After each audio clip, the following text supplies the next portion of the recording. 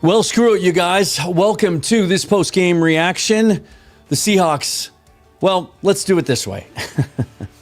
Can't wait to talk about this one. What if I told you, after a week of Cardinals fans feeling really good about themselves, talking a lot of trash because of their performance against the Cowboys on Monday, what if I told you that the Seahawks had a pretty dismal second half on offense, turned the ball over twice, lost their starting center halfway through the game, that Sam Darnold threw for 0 yards in the second half?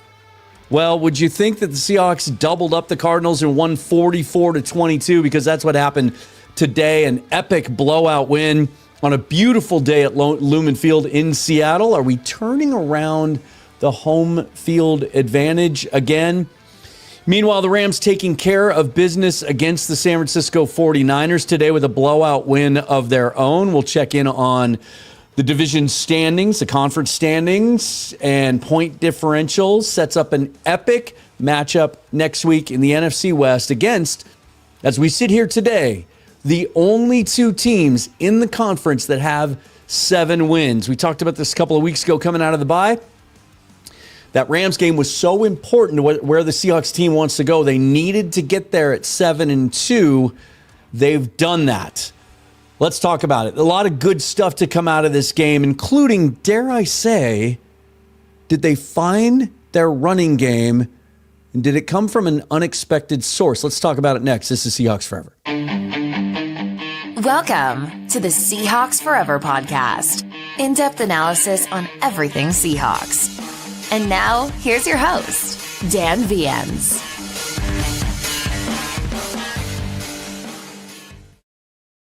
Hey guys, if you would, subscribe to the channel. It's the best way to support me as a full-time independent content creator. All the other ways that you can support me are listed and linked down below in the description.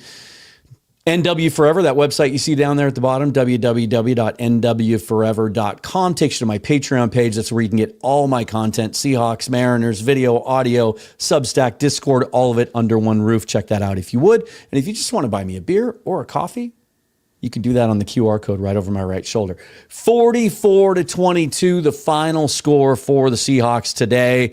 So they and the Rams sit atop the NFC West at 7-2. The Niners dropped to 6-4 after their loss today, and the Cardinals now at 3-5 on the season. That's what the point differential looks like. The Colts still lead the NFL at plus 115. They won again today in a thrilling game over in Germany. The Seahawks take the lead now in the division at plus 103. The Rams at plus 98. You see the Cardinals, now the San Francisco 49ers, even with their winning record, down at the bottom of the division. A massive, massive game coming up later this week.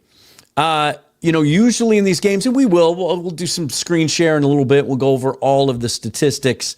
But in a game like this, it's not really worth digging into the minutia. The Seahawks had a 21-0 lead in the first quarter in this one.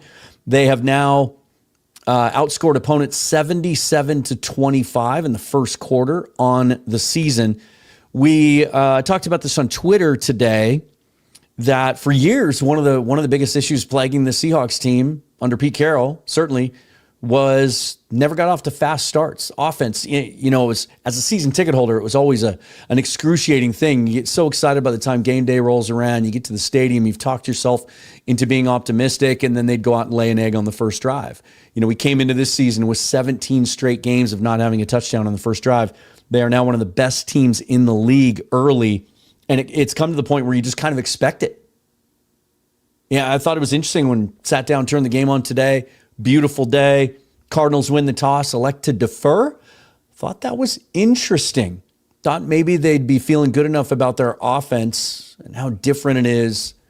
Want to test that Seahawks defense early, but letting the Seahawks red-hot offense on the field first at home was certainly a choice. They march down the field. They score on a touchdown pass from Sam Darnold to Jackson Smith-Njigba. And then it was it was one of the most fun thumbnails I've put together this year. Then it became the DeMarcus Lawrence show.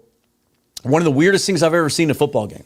DeMarcus Lawrence became the fourth player in NFL history to return 2 fumbles for touchdowns, defensive player, in the same game. And the way it happened was absolutely bizarre. On both of them, Tyrese Knight being resurrected a little bit today, one of the many guys we'll talk about in a little bit as standout performers today, gets to Jacoby Brissett, knocks the ball out before his arms going forward.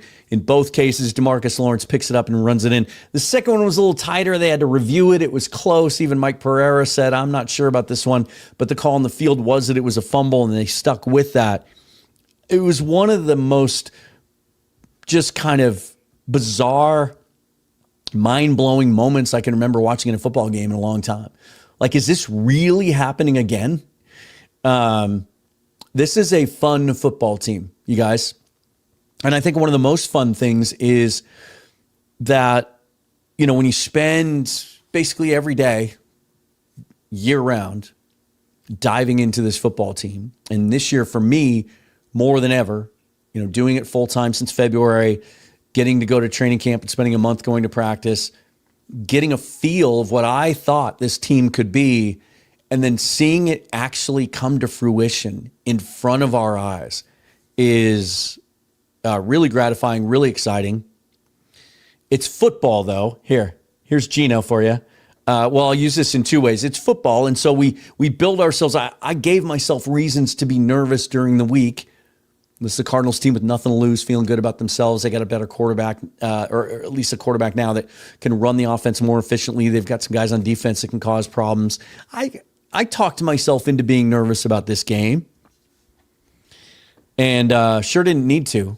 I'll do the same thing next week for sure. And then there were a couple moments in the second half where, Cardinals start to come back and score a couple of times, and then the fumble at the 1 yard line, Seahawks in their own end zone, or the interception. I'm sure fumble and an interception.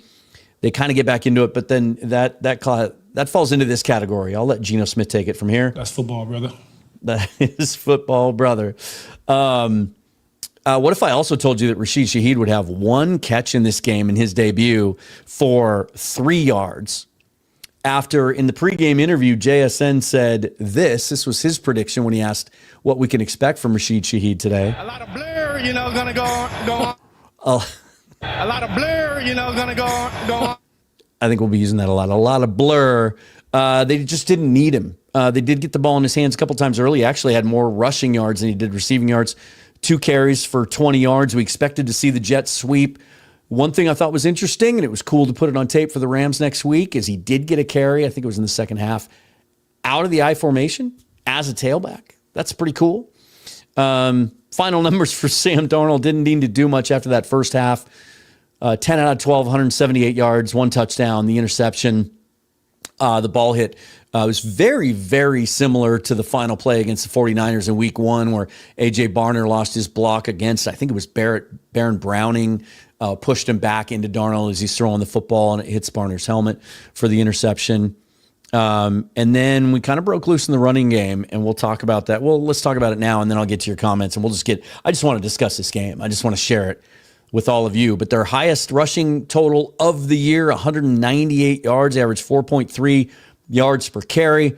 And here's the really, really cool thing about that is they were 21 for 77 in the first half. 77 yards rushing on 21 carries, 3.7 yards per carry. Not impressive, not what you're hoping to see, but fell in line with what we've been seeing from this team. They're averaging 3.7 yards a carry on the season. The Cardinals came into this game 12th against the run in the league. Pretty solid. And they have Walter Nolan this week. So they're a little healthier up front than they were the last time we saw them. But it was in the second half when the Cardinals know we're going to run the football. After the interception, they didn't throw the football again. I think Darnold only had 2 attempts in the second half, if I'm not mistaken. In the second half, Seahawks ran it 27 times for 121 yards, an average of 4.5 yards per carry. And there were times where they were gashing them, especially with Zach Charbonnet. But Ken Walker had a nice game too. Let's get to that. It was, let me just fix this. Sorry, guys. So Charbonnet finishes 14. Once again, you talk about a snap share and a time share, 50-50. Each of them with 14 carries. Charbonnet with 83 yards, that long of 30. Ken Walker, 67 yards, the long of 24. Charbonnet had a touchdown as well. And George Holani got into this one. I thought that was really interesting. He scored the touchdown early in this game. I wondered at the time if Walker was banged up, but there was no report that he went into the blue tent or anything was looked at. 7 carries for 31 yards, a 4.4 yards per carry average for George Holani as well, the second year back out of Boise State, and a touchdown, ran really hard. And I think that falls into one of those categories. Mike McDonald talked about it last week, that they have proven time and time again over his year and a half as head coach here, if you prove yourself Tuesday through Friday in practice, they're going to find ways to get you on the field and get you some snaps. Clearly, George Holani earned that when none of us saw the need to incorporate a third running back into this offense. JSN finishes with 5 catches on 93 yards. Didn't need to do anything really after that first quarter and a half. Had the touchdown. He's over 1,000 yards now for the season. Cooper Kupp had a 67-yarder, finished with two catches, 74 yards. But again, only 12 attempts from Sam Darnold. Not a lot to go around. Jacoby Brissett, meanwhile, threw the ball 44 times. Completed 22 for 258 yards and 2 touchdowns. Trey McBride had a big game, 9 catches, 127 yards, and a touchdown. Marvin Harrison Jr., 3 catches, 33 yards, a touchdown, and a couple of drops. And did you happen to notice some of the coverage on Marvin Harrison? Some fun stuff to talk about there as well. Let's just get into this. Who's first? Osiris. What's up, my friend? Good to see you in here. X-Wing is here. Osiris says we were tested on that goal line and we proved that we own it. That was a great goal line stop. I think one of the many storylines today is how well Tyrese Knight and Drake Thomas played as a duo with Ernest Jones out. We'll see if Jones is ready to go next week against the Rams. But and don't get me wrong, we want him to play next week. I'm sure he wants to play. Bit of a revenge game for him, obviously. But if that knee isn't 100%, you feel better now about Tyrese Knight and Drake Thomas? Tyrese Knight might be better as a Mike linebacker, playing a little more north and south than he did at will last year. I just thought we saw the best version of Tyrese Knight we've seen this year. Whatever health issues or maybe non-physical issues that he was dealing with earlier this season that caused him to lose his job to Drake Thomas, and Drake Thomas had a lot to do with that. He certainly stepped up and played really, really well. Today we'll go back to the screen share here in a minute and look at some of the tackle totals and that stuff. X-Wing says, Phoenix Cardinals stream is calling today's episode, Will Arizona Cardinals fire coaches after a complete no-show and loss to Seattle Seahawks? Yeah, it turned pretty quickly. I was seeing they need to fire Gannon and they need to make a total change with the coaching staff. I was seeing those tweets after the first quarter. And after a week of, Cardinals fans feeling really, really good in the buildup to this game. Speaking of buildup, Osiris says the buildup to next week's matchup with the Rams is going to be insane. Indeed, it is. Martin Lawrence, 10-month member. Thanks for your loyalty, brother. I really appreciate it. It was a bit messy second half, but 7-2. Enough said. Second halves tend to get messy in this league when during blowouts, but that's football, brother. It can almost be predicted and expected. You're playing backups. We saw a lot of Mike Morris. We saw Patrick O'Connell out there running around as an inside linebacker, elevated from the practice squad for the first time this year. We saw Nehemiah Pritchett quite a bit, and he made some plays, including one on Marvin Harrison. I've been telling you guys that don't ever overreact to small sample sizes and just seeing a couple of reps of a player. I know Pritchett's had a couple of rough reps early in the season when he was called upon. He had a good camp, and the coaching staff likes him. There's a lot of upside there. He could potentially be a guy that's in the rotation or maybe even a starter in the future. I've been saying that, and I think he went out and showed it today. Like he made some plays and looked pretty good. Martin, again, with the super chat, really appreciate that. Can you win the game in the first quarter? Maybe not, but you can build a big lead, and that helps. Love the fact we got 2 defensive TDs today.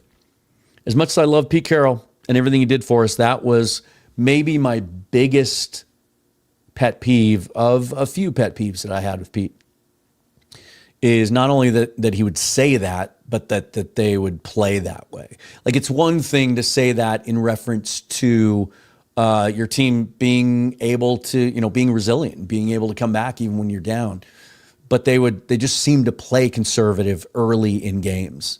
It used to always remind me of a boxer who just tries to kind of keep the match close and win it late. That used to drive me crazy. In this league, get out to fast starts, especially with the way that Mike McDonald likes to play defense. It allows you to be more aggressive and pin your ears back and really get after it.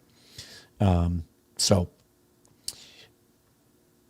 let's see. John McGrath, good to see you. John says, bring on the Rams. Hold on, I got to get down here.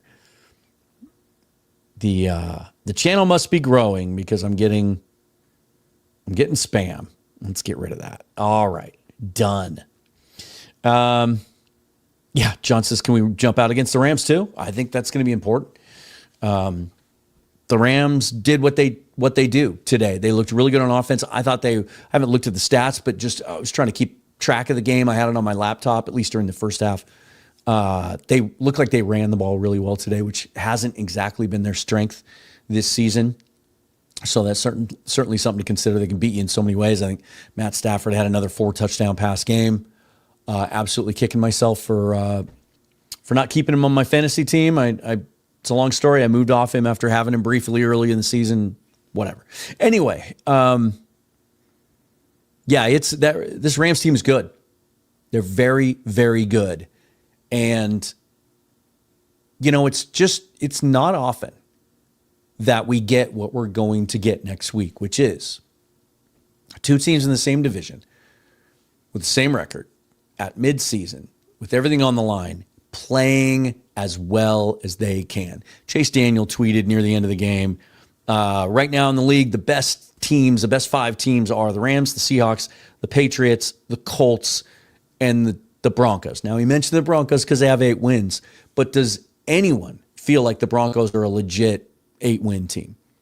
Would any one of you be nervous facing the Broncos next week? I mean, they've been winning kind of with smoke and mirrors and by the skin of their teeth. Bo Nix not playing well.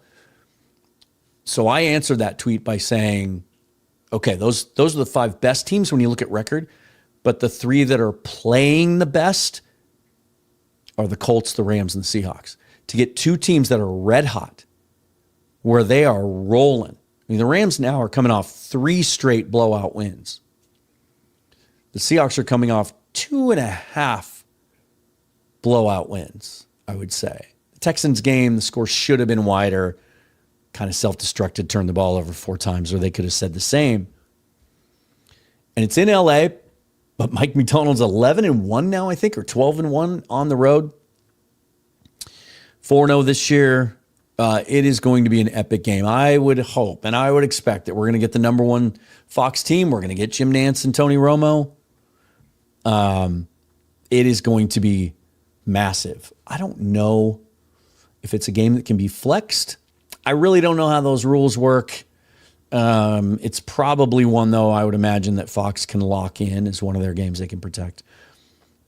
Sean says, how about fourth quarter differential? The Seahawks coming into this game had a negative fourth quarter differential, but that's going to happen when you have a lot of big leads like they have, and then you start playing your backups.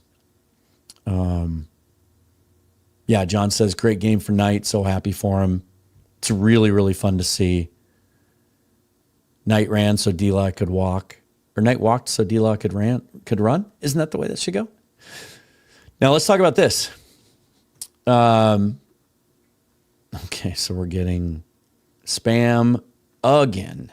That's weird. Haven't had any of that until now. And getting a ton of it. Huh. Give me a second, guys. And let me just catch up with all this stuff and ban it. There we go. No? Still no? Weird. They've got me in their sights. Thanks, guys. Thanks for making me big enough that I'm getting spam now.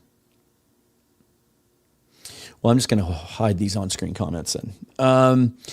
Yeah, No More Pain says, hope Sundell injury isn't too serious. So Jalen Sundell, this Seahawks offensive line has had an opportunity, a rare opportunity this year to gain some continuity, unlike they have in previous seasons, and we're seeing the results of it. One of the best pass protection teams in the league, certainly. Sundell goes out, halfway through this game? Was it second half now? I can't remember. And it didn't look great, but then they showed him it was in the first half. It was late in the first half because I remember thinking, well, maybe he'll be in street clothes in the second half. They showed him, went in the blue tent, and then he was sitting on the bench with ice on his knee, didn't go back to the locker room. I think that's really good news. Maybe it's because the game was in hand. But whatever they saw in the blue tent, they didn't think it was serious enough to go back and get x-rays. Remember with Ernest Jones last week, it was a similar thing where he ran off or walked off and he looked fine. He was jumping around on the sideline. It looked like he was trying to get back in the game. And he came out in street clothes in the second half. So, I mean, they took him back to the locker room. So we'll see with Sundell. However, if you're going to lose one of your positions on this line, that's the one we could afford to, because as much as I like Jalen Sundell, his athletic ability, his pass protection's been outstanding, the chemistry that he obviously has with his former college teammate Gray Zabel, left guard next to him, I've always felt that Olu Watimi is a starter. And so we have that luxury of having him on the sideline. Now he comes in and he and Sam don't have the chemistry and it leads to that fumble. We lose a fumble. I get that. Those things are going to happen. But I don't think... And I cannot wait to get into the All-22 tape tomorrow. Might even just watch the condensed replay tonight to see if I can see it. I'm not so sure it was a coincidence that we started running the football better in the second half with Olu Watimi. There's a chance that he doesn't give that job back. Now, that might be a confusing concept to some fans. Well, if he's better, then why didn't he win the job at the beginning? Remember, he got banged up. That job, I think, was even. Although there were times in camp, I think I even reported on it back then, that it felt like they like Sundell enough that they're trying to find a position for him. There were times they even tried him at tackle during camp. But then Olu Watimi got hurt a little bit, got nicked up, and it allowed Sundell to seize the job. And he played so well, they had to give him the starting job. And then the line as a unit was functioning at the highest level we've seen an offensive line play in 10 years. So you're not going to give the job back to your other guy when it's operating so well. Remember, in Clint Kubiak's system, he puts a lot on the center's plate. The quarterback doesn't call the protections, the center does.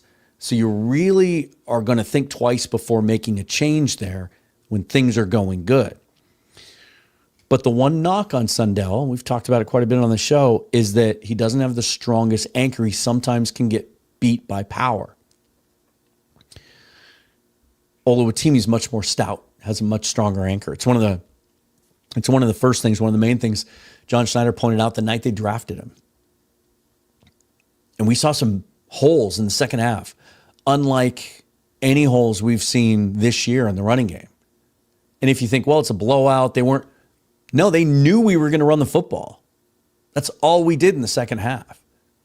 Mike McDonald talked about it coming out of the half. He's talked about it all season long. We've talked about it here on the show that contenders need to be able to do that. When you have leads in the second half, you have to be able to burn clock with your running game. And Seahawks haven't really been able to do that. They haven't needed to. It'll be interesting to go back and look at the tape. I mean, Bryce Coots, we were texting back and forth a little bit, and he was seeing it. On the touchdown run late, or on the touchdown run when Olu was in there, the first one, he said, the Charbonnet touchdown, said it was a key block from Olu Watimi. That may be a scenario where he keeps that job. I mean, we'll see. Now, if that happens, it opens a whole other door to now are we talking, would he be an upgrade over Anthony Bradford at right guard? I don't want to talk about that today. I don't want to dampen the mood, but definitely something to keep an eye on. And if any of you happen to be watching, I don't know if they've started it yet. Yeah, Mike McDonald started his post-game comments about 26 minutes ago. So if any of you happen to catch a comment about Sundell's condition, throw it in the comments so that we can figure it out. Misfit, member for 7 months. Thanks, buddy. 5 sacks, 10, and 4 of those are in the first half, right? 5 sacks, or were they all in the first half? 5 sacks, 10 tackles for loss, 10 passes defensed, 10 quarterback hits, and 2 fumble recovery touchdowns. Let's go back now and take a look at some of these stats, because I did want to look at the team numbers from the other side. Let's stick with the offensive line. Again, 1 sack and 1 quarterback hit. That seems to be, that's like their weekly line now. 1 sack, 1 quarterback hit. This is a really good pass protecting offensive line. Josh Sweat had the sack. I'm surprised that they didn't, well, no, because it was an interception. It wasn't a fumble. If that had been a fumble on the Browning-Barner play, then they would have credited him with the sack for that. Yeah, the Cardinals just 5 tackles for loss, 2 passes defensed on the day. Nick Emenwari led the team with 9 tackles, had a couple of cool plays in coverage too. He's credited with 4 passes defensed. Keep that in mind, because I want to talk a little bit more. I want to focus on the Rams here in a minute. And he had a quarterback hit and a half sack. Tyrese Knight, 8 tackles, 6 solo, 2 sacks, obviously, 3 tackles for loss, 2 quarterback hits, and 2 forced fumbles. Ty Okada, 7 more tackles. Drake Thomas, 6 tackles, 2 tackles for loss. Leonard Williams had a sack. Boye Mafe had a sack as well. Just another outstanding performance. These are the kind of games that it's kind of a bummer that you make a couple of mistakes in the second half of a blowout, give up a couple of cheap touchdowns, because you have a chance to climb the rankings in points per game as a defense. Sean Lee says, not going to lie, feeling nervous about this week. Here's what I'm going to say about it. I think it's the 2 best teams in the conference playing right now. You go down there and you let it all hang out. If you lose, it's not the end of the world. You get another opportunity to play them at home a few weeks later. The Rams have to turn around the next week and play the Bucs. Is that right? Do I have that right? Sometimes I look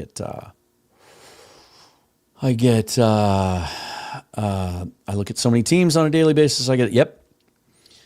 They go from playing the Seahawks, then they go and they're both at home. They have to play the Bucs again after that. Their road is not that easy. Then they get a game against the Panthers. They're playing better. You play an improved Cardinals team in Arizona. Then you get the Lions. Then it's Seahawks again.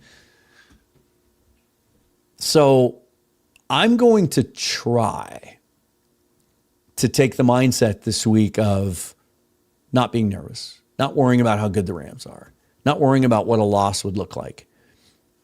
It's an opportunity. This is the team, ever since Sean McVay was hired there, this is the team that has dominated us. Not always, that doesn't necessarily mean they've always blown us out. They certainly haven't. But they just have our number. They just seem to be that team that we can't get. Thought we had them last year. It was that first game that it looked like the defense turned around after we got Ernest Jones and we lose in overtime. Thought we had that one. But I told you I wanted to come back to it when we were talking about the coverage numbers, right? The thing the Rams, there's been many, but the main thing I think that the Rams have done to kill us, and I keep thinking back to 2 years ago, opening day at Lumen Field, Puka Nakua's debut, they kill us in the middle of the field in the passing game. It's what Matt Stafford loves the best, those deep in-breaking routes, those digs, 10 to 20 yards. That's Nakua's specialty. Now they got Devontae Adams. They kill us in the middle of the field. We've never had the right personnel and the right scheme to cover that aspect of their offense. We saw Nick Emenwari out there making plays today that looked Rams-like, and making plays against plays that looked Rams-like. Especially another reason I really want Ernest Jones back. It's a damn shame Julian Love won't be back, but we all love how Ty Okada's playing right now. Devin Witherspoon gets out of another game healthy. Tariq Woolen, I thought, had his best game of the year today. He was making plays in man coverage, manned up against Marvin Harrison, where it feels like things are clicking. What's been the frustration with Reek? A lot of times he'll be in position, not make the play. We'll never forget week 1, will we? He was turning his head. He was getting in position. He was knocking the ball away. Let's see, how many PDs did they give him today? I feel like they didn't credit him with as many as I think they should have. Tariq Woolen, just 2 passes defensed. I feel like he had more than that. I thought he was really good today. Thought he was really good. Let's get back to XML Viking says Rams going to destroy us if we played the same game. Not quite sure what that means. The same game we did today.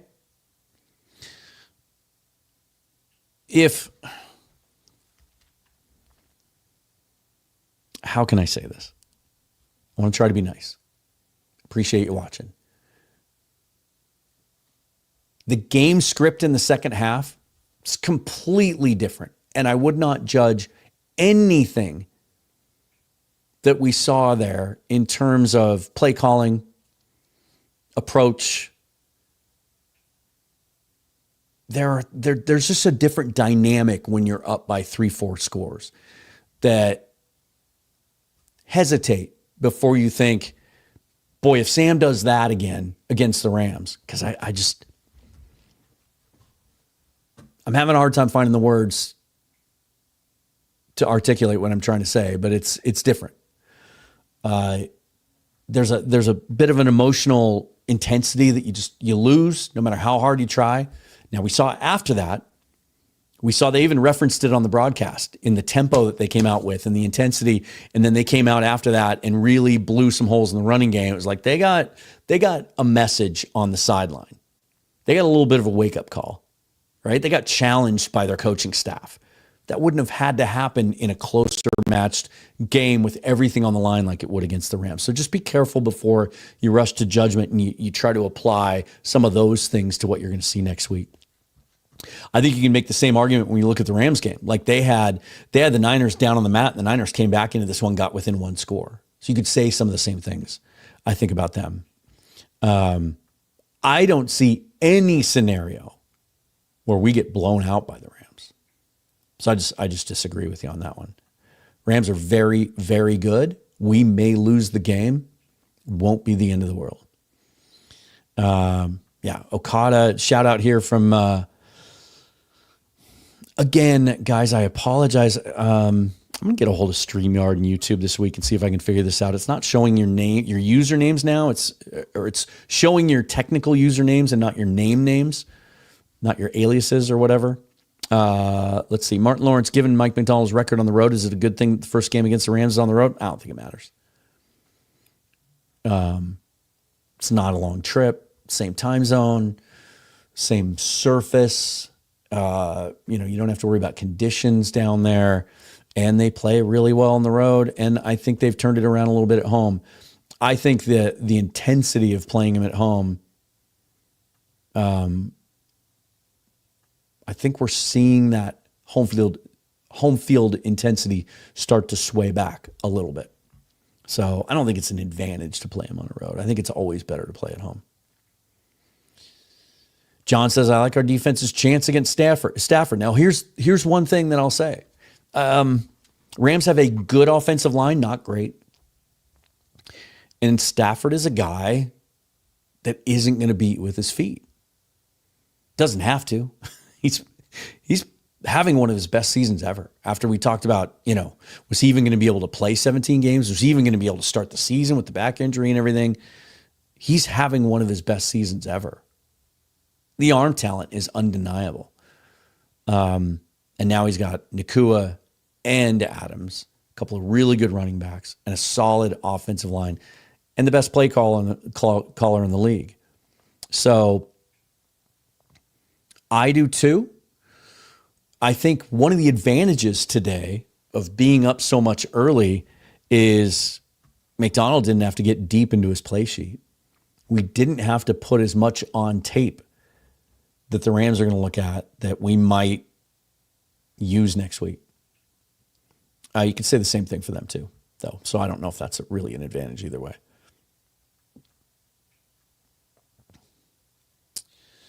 Yep. And the Rams do have a good defense, and maybe more than any team we faced this year, this is the one where I worry a little bit about the weak link in the offensive line. I think they might be built to be able to pick on Anthony Bradford a little bit more. That being said, Clint Kubiak has done such a great job of game planning and setting his protections and being unpredictable in what they do that I think it'd be really hard for the Rams to pin their ears back and come after us. It's going to be a great, great matchup. I cannot wait. Adam Baum with the $4.99 super chat. Really appreciate it. Says, thanks for the content. What will it take to beat the Rams next week? Well, I think the biggest thing, and I know this sounds cliche. You could say this every week, but it's been a problem for the Seahawks the last few weeks. It just hasn't hurt them. They got to play a clean game. They cannot turn the ball over against the Rams. Cannot give them short fields. And then the other thing I would say in this, you could put this in the same bucket. They need to limit the explosive plays. When you play the Rams, try to keep them in check. And that's where they've hurt us in the last few years, is going over our heads. I think we're built better to defend that now. When Mike McDonald was hired, he was called the Sean McVay of defense. We didn't really get to see that epic head-to-head matchup of the two minds colliding last year because the Seahawks just weren't built well enough, I don't think, to be able to beat the Rams when they're at their best. I do now. I think this could be the beginning of a very, very long era of McDonald versus McVay in a very similar way to what we saw with Pete and Jim Harbaugh back in the day when those two organizations were rolling. Cannot wait. I love this point. CM Man says, nobody has the A game like we have the A game. The beauty of what we're seeing from this offense is we're seeing the strengths carry over from one week to the next. We are with the defense too. But that was to be expected, I think. The bar was set for that defense, the way they finished the second half of the year last year. But this offense, there's still some, are you like me? There's some PTSD still involved here where you have a good game on offense or a couple good drives and you think, okay, what's going to go wrong now? But the way that offense is operating and the way Sam's playing just gives me so much confidence. That first touchdown pass, first of all, the first two completions of the game were in windows about this big. But, I mean, tight blanket coverage in a tiny little window and trust his receivers to make the catch, and they did. So the confidence in his accuracy and his mechanics and his muscle memory is sky high right now. And that touchdown pass to JSN, rolling to his left again. Does anyone in the league do that better than him? Setting himself, throwing the ball on the run, 37 yards, I think it was. And the way where he placed that ball, the way he threw it away from the safety that was coming over to help, it was essentially double coverage. But just enough inside of JSN that he could do what he does so well now. There's a lot of Doug Baldwin in his game. I'm seeing it more and more every week, where he was able to just body the corner ever so slightly in order to corral the pass and reel it in. There was a ball in the second quarter, I think, where he threw it to JSN at the goal line.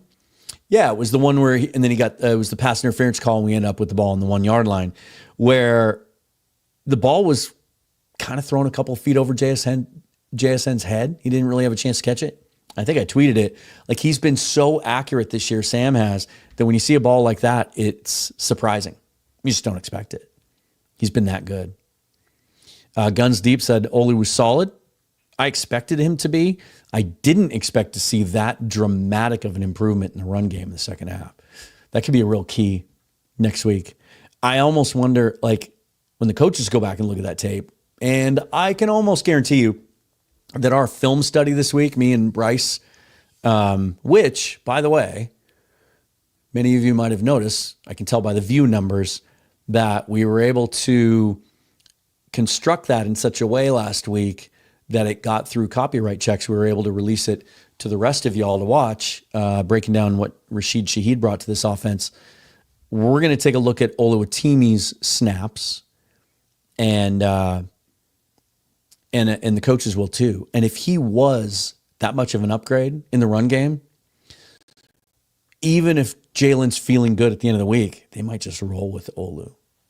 He may have won that job back. Now, I'm that's pure speculation on my part. I'm saying that without a rewatch, but it's hard. Like I said at the top, I don't think it's a coincidence that all of a sudden that run game seemed to break free more than it has at any point this year when the Cardinals absolutely knew we were going to run the football and were stacking the box. John does say, the fact they still struggle and let teams get back into it late will be a concern against the Rams and Colts. I do think there's a different intensity. You're going against the Rams. If they happen to have a 3-score lead against the Rams, I just don't think we're going to see the same approach. I don't. I could be wrong. And those are dangerous teams that have a ton of weapons. Don't even get me started on the Colts yet. That's going to be an epic matchup with our run defense going up against Jonathan Taylor and what he did today. My goodness. In one of the leagues I play in, Jonathan Taylor had 60 fantasy points. McVirus says, I think Olu's more powerful off the line. Guns Deep says, Olu gave up no sacks last year. Olu Watimi, when he won the Outland and the Remington Awards, the Outland Trophy and the Remington Award, his senior season at Michigan, after transferring from Virginia, gave up 0 sacks. In fact, I think it was the last 2 seasons. No sacks, and I think no pressures also, if I recall. He was a guy that Michael Thompson told me about a year before the draft. That was his strong suit. And so I was a little surprised when the Seahawks drafted him, and the first thing Schneider talked about is how stout he is. We may have seen that.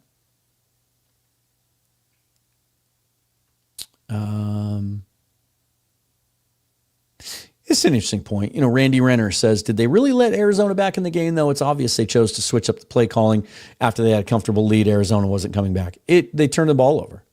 If they don't turn the ball over twice, Arizona doesn't score 22 points, period. CM Man says, Reek is solid. Pritchett's a keeper. I told ya.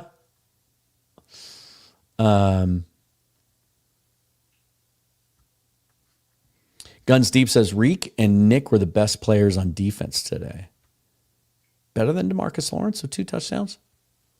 I think he's like 6th on the team in touchdowns now. Yeah, those guys were really good today. Amenwarri's fun to watch. He's really fun to watch. Sharbs looks badass. I think they've figured out what each of those guys do best and how to best use them. Like if you're going to have a split snap share like that, having them both average over 4.5 yards a carry is, I would call that a success, wouldn't you? McGrath says, why was Pritchett in there? Did Spoon get hurt? I think they were just trying to preserve some guys, weren't they? I think they were just mixing some guys in, trying to prevent injury. I think that's it. Because Spoon came back in later, had the, on the 2-point conversion, had the pass breakup against Marvin Harrison, right? Am I thinking of the right play? Yeah, Osiris says, Hawks need a better plan for getting out of the other end zone. We saw it in the Texans game. And I said this when it happened or after it happened, like, get him on the move. If you want to throw the football, get him on the move. Roll Sam out. McVirus says Reek's been playing inspired football. He should. He's trying to get paid. If it's not going to be here, it's going to be from somewhere. Guns Deep says, I saw Bradford push 2 guys 10 yards, one with each arm on a running play today. That's what he does when he's at his best. I saw it in the preseason last year. It's what kind of got me excited about his development. We saw it against Tampa Bay a little bit, going up against Vita Vea and Greg Gaines. It's just the consistency, right? He needs to be there more consistently. Thought Holani looked good when he came to the game today. Did some of you think the same thing I did? Like if they let Ken Walker walk in the offseason, is it Holani and Charbonnet next year? Like Holani was a draftable running back coming out of Boise State if it weren't for the injuries. He was a guy that blocked Ashton Genty's first season after at Boise State because Holani was that good, and then he had issues with injuries. If he stays healthy, he's always looked like an NFL starting running back to me when he's healthy. Yeah, we didn't get to see Shaheed today because they didn't need to. That excites me more for next week. Now, hopefully we get Torrey Horton back next week too, because one of the things that I wanted to be able to show teams and really put pressure on them to not be able to stack the box is to go 11 personnel a little bit more. They're never going to go heavy 11 personnel, but just show it in certain circumstances with all 3 of those guys. Maybe even sometimes when you want to run the football. So hopefully Horton's back next week as well. But he's a fun player. They didn't have to get him involved in the passing game today, and I bet you they're pretty happy about that. Gives him another week to get his feet under him, get really into the playbook, understand this offense, get comfortable, and then he could be a much, much bigger part of the game plan next week. They just didn't need him to today. As soon as they got that big lead, like probably half of Clint Kubiak's play sheet just got eliminated. John's asking if Mafe got a sack. No, I don't think he did. Did he? Because he doesn't get sacks. Oh, he did. What? 2 tackles, 1 sack, 1 tackle for loss, 1 quarterback hit. I missed that if it happened. Did Boye Mafe get his first sack today? Huh. All right. We got a prediction here, 31-20 over the Rams. I'm going to be talking to Jake Ellenbogen on Friday. It's always great to talk to Jake. This one is going to be epic. It's also going to be an epic NFC West mixtape this week with Rob Guerrera. He's going to be cranky because his 49ers lost, but taking a look at round 2 of the NFC West round robin tournament with the winners bracket, the Rams and Seahawks playing this week, in the losers bracket, the Niners and the Cardinals. Martin says Darnold was really unlucky with the ricochet off Barner's helmet. Could have gone anywhere, went straight to a Cards player. 100%. Agree with that. Still, that's credit to the Cardinals. They were still playing hard, and they won that rep. Jeffrey Jones says 49ers fans already throwing in the towel on the season despite an easy schedule they're already giving up. They shouldn't. There's still a playoff spot to be had. They can still get some guys back from injury. Just from the little bit, I didn't watch much of the game after the first quarter because it was kind of out of hand, but watched it a little bit later when they were trying to come back, and it sure looked to me like this idea that maybe Mac Jones has won that job. As soon as Brock Purdy can play, he's got to be back in there. I think it was a 4th down play. I mean, just Purdy's the better player there. McVirus calls it 24-21. I feel like you guys are kind of in the right range of where it's going to be. Seahawks aren't going to go score 44 points on the Rams. The Seahawks aren't going to shut the Rams out either. This is a great point. And this is just kind of, okay, let me read your comment first, and then I'll give the sound hit. Again, Dorothy Sims says, when the team is healthy, the fans are whooping. When they aren't, it's Bradford's fault, as always. But you know what? That's football, brother.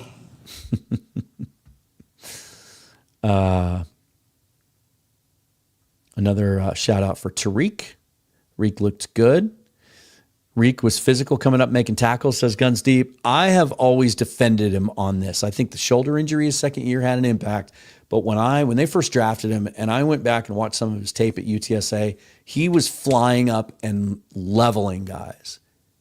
This knock on him that he's been tagged with, that a lot of people will tell me he doesn't want to hit. He wants no part of the running game. He doesn't want to be physically, shies away from it. He's afraid to hit. I've never thought that was true.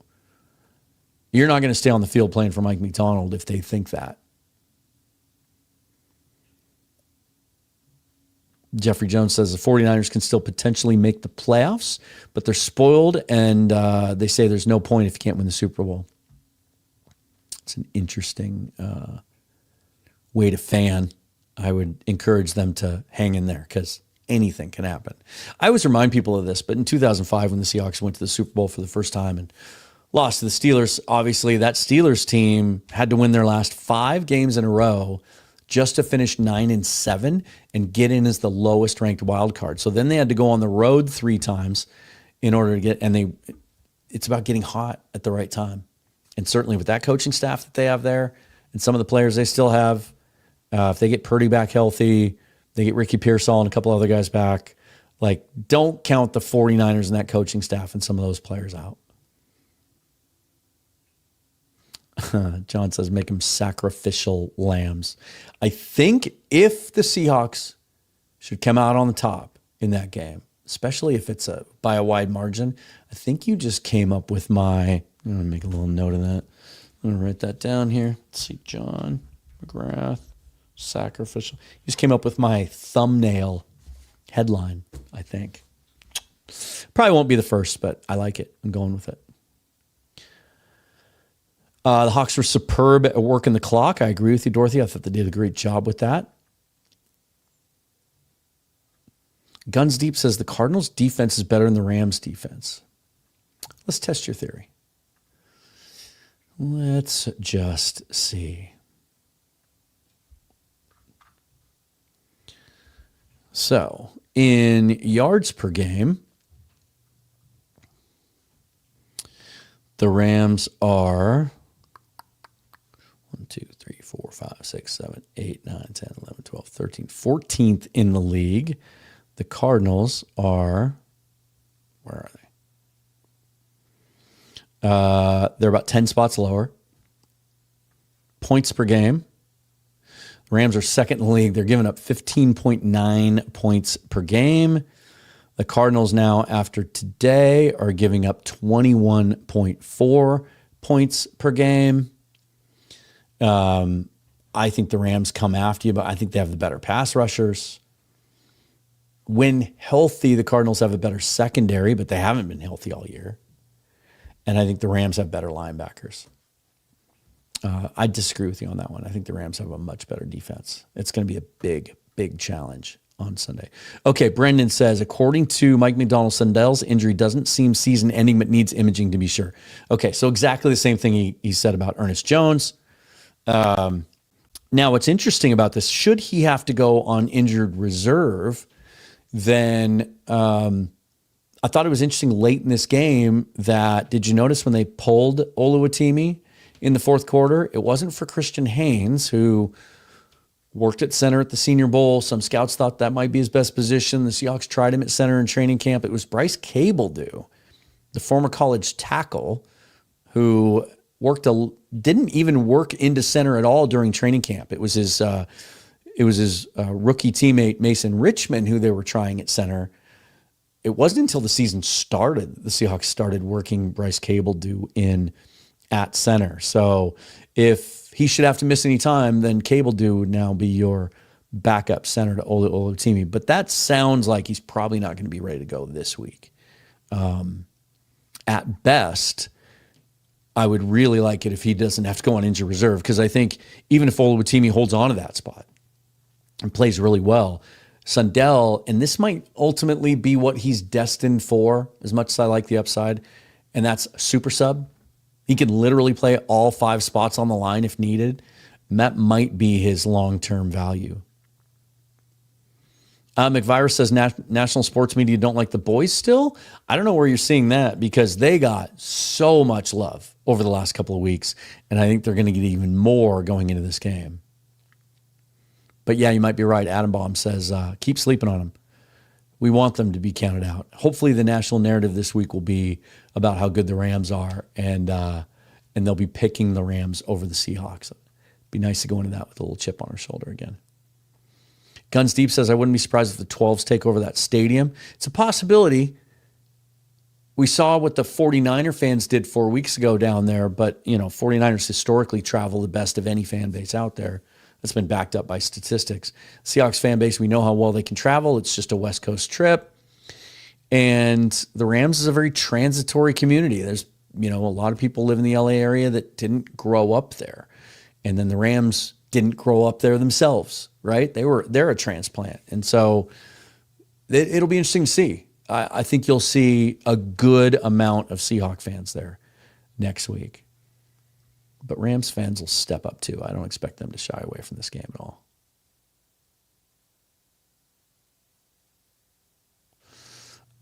Let's see. Where are we at here? Let's kind of scroll all the way down. Was Haynes not active? Oh, yeah, he hasn't been activated off the injured list yet. Thank you, John. I forgot about that. He's been healthy. He's practiced in full for 2 weeks, but they haven't yet activated him. Certainly that will be the move if Sundell, even if Sundell doesn't have to go on injured reserve. Thank you for reminding me of that, because that would make me actually feel just a lot better about their depth, because if Olu Watimi has to start at center for very long and then anything should happen to Anthony Bradford, as much as I like Bryce Cable-Dew's athletic upside, and Bryce Coots has been telling us coaching staff really loves him, he may very well be in the running to be the starting guard in 2026. I'd feel probably better about Christian Haynes being the next man up there. But maybe I'm wrong. Maybe the team feels differently. And maybe Cable-Dew is the next guy up. McFire says, I think turnovers will be addressed extensively in practice. I'm still seeing some sports personalities talking in a doubtful tone. It's bothersome. And they're always going to count us out up here, because I understand this now more clearly than ever being out here near the East Coast. There's just such a concentration of population out here that, of course, people are going to be regionally biased. And so they're always going to count out the West Coast. And they're going to count out the Northwest even more, because it's just way up there in that tiny little corner. Craig says 31-20 Seahawks. Okay. John says 34-24.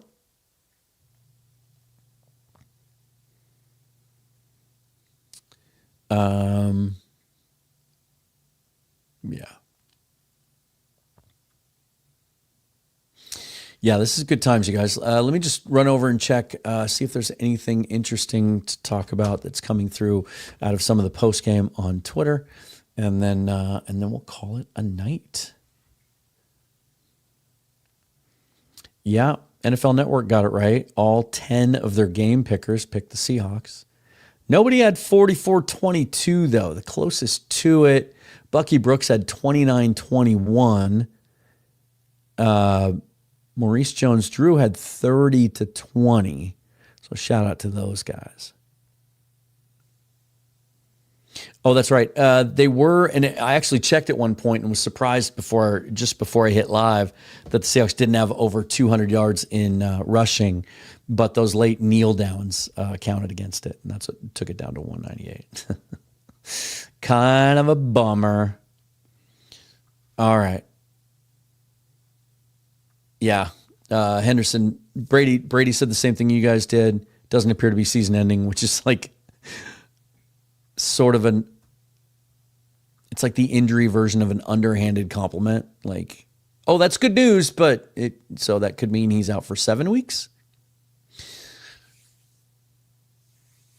This is Brady Henderson from his feed. Per ESPN research, this is the first time the Seahawks have won consecutive games by 20-plus points since weeks 13 and 14 of the 2015 season. It looked for a little bit like maybe they were going to match that 56-0 Cardinals blowout from 2012. That was a different team then, though. That was John Skelton playing quarterback.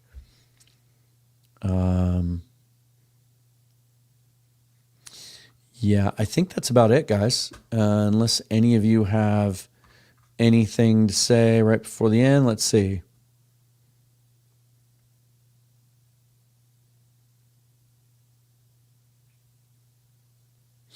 Let me just finish on this, though.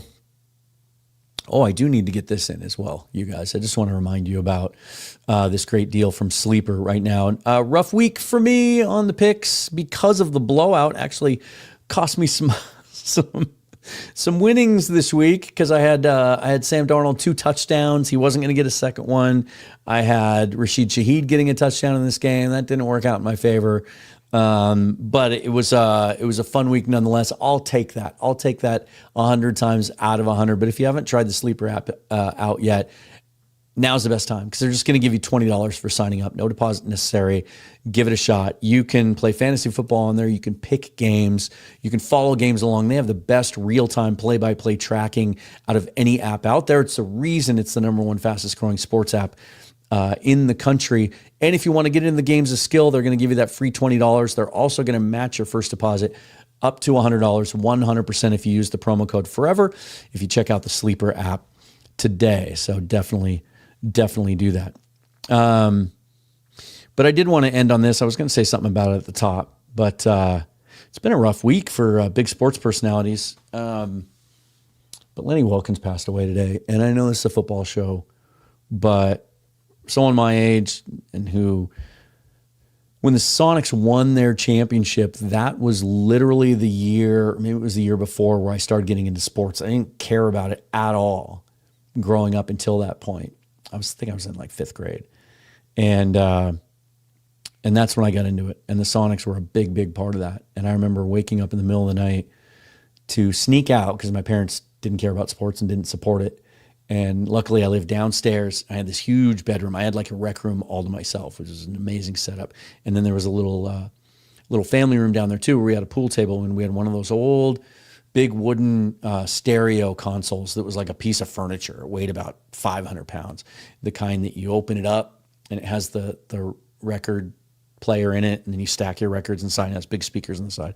And so I turned it on just enough, and I sat like with my, I don't know if I can describe it here, with my ear, like if this phone, just like with my ear pressed up to it, listening to the Seahawks win the championship. It's one of the things that ignited my love of sports and Seattle teams. And I got to meet Lenny a number of times. He was a regular at El Gaucho. He was one of the nicest people you'd ever want to meet. Just a sweet, sweet man. And he passed away today, and just a legend. We've done shows on like Seattle sports, Mount Rushmores and stuff like that. And he always kind of gets edged off because of recency bias and all that. But he's in the discussion, and it's a big, big loss, and it's really unfortunate. And I just kind of wanted to mention that, say rest in peace, Lenny. But to finish on a good note, I have so much stuff planned this week to get us ready for the Rams game. So the best way to keep up with all of that is just follow me on Twitter at Seahawks Forever, and keep an eye here. Subscribe to the channel. That way it'll always show up in your recommended feed. If you want notifications, hit that bell. That way you'll know anytime I drop a new video. And that website that you see down there at the bottom, www.nwforever.com, takes you to all of my content. Going to be talking Mariners again later this week, as well as we get ready to roll into the offseason with some free agency started there as well. But this is as big of a regular season game as we have played in Seattle, not in Seattle, but as a Seahawks fan base, as a team, as an organization, in a very long time. It's massive. can't be overstated how big this game is. Despite what I said earlier about if they lose it, it's not the end of the world. It's not. But it's a massive opportunity. It reminds me somewhat of when they came up here in, what was that, 16, 17, McVay's first year with Todd Gurley and rolled us. It was kind of like they announced that like things are changing now in the division. This is the Seahawks' opportunity to announce that all the changes that they've made over the last year and a half and all the improvement and all the development and all the momentum, that it's legit, that it's real, and that you need to pay attention to us and take us seriously. That doesn't all go away if they don't win, but that's the way I'm choosing to look at this game. It's an opportunity. And I'm sure that's going to be the sentiment in the VMAC this week. That's going to be the message from coaches. This is an opportunity. Seize it. Go out there. Be big. Just lay it all on the line. Take everything we've taught you. Do it the best you can. Play as hard as you can. I think even if they put the same team out there that they put out there today, even if Ernest Jones isn't quite back yet, Josh Jobe will be back. I don't think there's any question. Mike said Friday he was doing well in the concussion protocol, so we can expect to see him back. But I'm not so sure after this week that Reek isn't starting at that spot, and Jobe's the one rotating in. Anyway, I digress. Even if Ernest Jones can't come back and play in this game, I think this team is as ready for a moment like this as we have seen in a very long time. So allow yourself to get excited. Allow yourself to be optimistic. Don't fear the negative. Just soak this week in. Let's enjoy every day of it. Let's get to game day, and then we'll talk about it all after the game next week as well. But we'll talk about it plenty leading up to the game as well. I will certainly be back tomorrow. Not sure exactly what I'm going to do tomorrow, what I'm going to talk about. Probably will be based on Mike McDonald's Coaches Show, and maybe I'll do one of those Coaches Show reaction videos that I've done in the past. But we'll figure it out. And the best way is to just follow along. And John says, this is a good one to end on. Run the table, baby. And again, they didn't have to use a lot of Rasheed Shaheed this week. So maybe this is what we'll see next week. A lot of blur, going to go on. A lot of blur. And here, let's do this. I loaded some new music this week, so we'll end on this one. I like that little drum fill there. Thanks for watching, you guys. I really appreciate it. I know there's a lot of great content creators out there. They're all live right now. They're all reacting to this. You're all celebrating a big win. And you chose to be here. And that means a lot to me. And the best way you can support me is to hit that subscribe button. Or if you want to go a little deeper than that, check the description. You can see all the other ways down there as well. Until next time, forever and always, go Hawks. I'm Dan. You're you. This is Seahawks Forever. Thanks for being here. We'll see you next time.